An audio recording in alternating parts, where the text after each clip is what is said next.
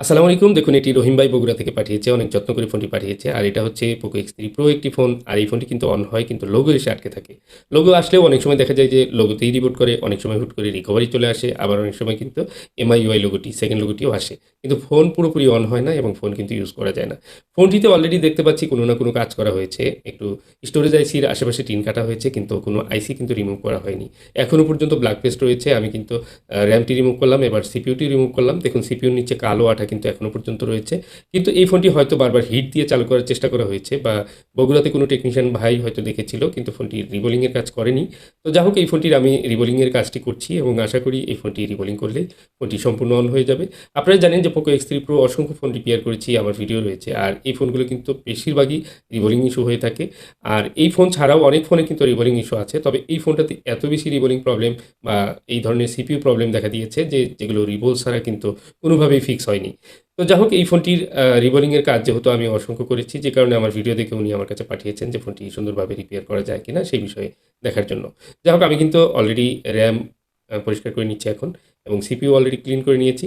তো RAM CPU clean হয়ে গেলে আমি সুন্দর করে পলিশ করে নেব, ব্রাশ করে নেব। এরপর কিন্তু আমি আইসিগুলো রিভলভ করার চেষ্টা করব। আর এগুলো সুন্দর করে ক্লিন না করে কিন্তু রিবোলিং করলে সেই রিভল কিন্তু ঠিকঠাক মতো হয় না এবং পরবর্তীতে প্রবলেম করতে থাকে। রিবোলিং করার সময় অবশ্যই খেয়াল রাখতে হবে যেন ভালো মানের পিপিডি ইউজ করা হয় এবং কি সঠিকভাবে প্রত্যেকটি বল যেন ঠিকঠাক মতো হয়েছে কিনা সেটি খেয়াল রাখা হয়। কোনো বল যদি ছোট বড় বা কোনো ফল্ট হয়ে থাকে তাহলে কিন্তু ফোনটি আবার ডেড ইস্যু বা বিভিন্ন সমস্যা হতে পারে। তো যেহেতু ম্যানুয়ালি আমরা হাতের মাধ্যমে এই কাজগুলো করে থাকি সেহেতু কোনো প্রবলেম তো হতেই পারে। এজন্য বারবার চেক করতে হয় এবং সঠিকভাবে কাজটি যার হ্যান্ড স্কিল যত ভালো সে তত এক চান্সে ততটা সুন্দরভাবে কাজটি সম্পন্ন করতে পারে। তো যাই হোক আমি অলরেডি র্যাম সিপিইউ রিভলভ করে নিয়েছি। এবার আমি কিন্তু প্রথমে সিপিইউটি ইনস্টল করব। সিপিইউ ইনস্টল হয়ে গেলে সুন্দর করে আমি একটু নাড়াচাড়া করে দেব। সিপিইউটি যেন ঠিকঠাক মতো প্রতিটি বল পেয়ে যায় কানেকশন, সেদিকে খেয়াল করে তারপরে আমি আবার র্যামটি কিন্তু ইনস্টল করব। যারা কাজ করে নিয়েছে তারাও কিন্তু অনেকেই জানান যে ফোনটি তারা ভালোভাবে ইউজ করতে পেরেছেন। হয়তোবা এর মাঝে অনেক সময় ডেড ইস্যু আবার আসতে পারে। যদি আসে পুনরায় কিন্তু এই ফোনগুলো আবারও রিবোলিং করে অন করা সম্ভব।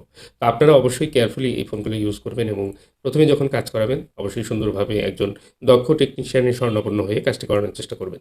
তো যাই হোক আমি ফোনটি একটু ঠান্ডা করে নিচ্ছি। ফোন ঠান্ডা হয়ে গেলে তারপরে আমি অন করার চেষ্টা করব এবং এই ফোনটি যে প্রবলেমটি রয়েছে বারবার যেহেতু রিস্টার্ট হতো, রিকভারিতে আসতো, উনি কিন্তু অলরেডি রিসেট করেছেন সম্ভবত অথবা সফটওয়্যারেও ট্রাই করে থাকতে পারেন। আমি জানি না। আমি ফোনটি অন করার চেষ্টা করছি। দেখুন সেকেন্ড লোগো চলে আসছে এবং MIUI 13 দেখতে পাচ্ছি যে এটি ফোনটি রিসেট করা। তো আমি নেক্সট নেক্সট দিয়ে ফোনটি সম্পূর্ণ অন করে নেব। আর এই ভিডিওটি সাধারণ মনে হলেও এই ধরনের প্রবলেম কিন্তু এখনও অসংখ্য রয়েছে সারা দেশে।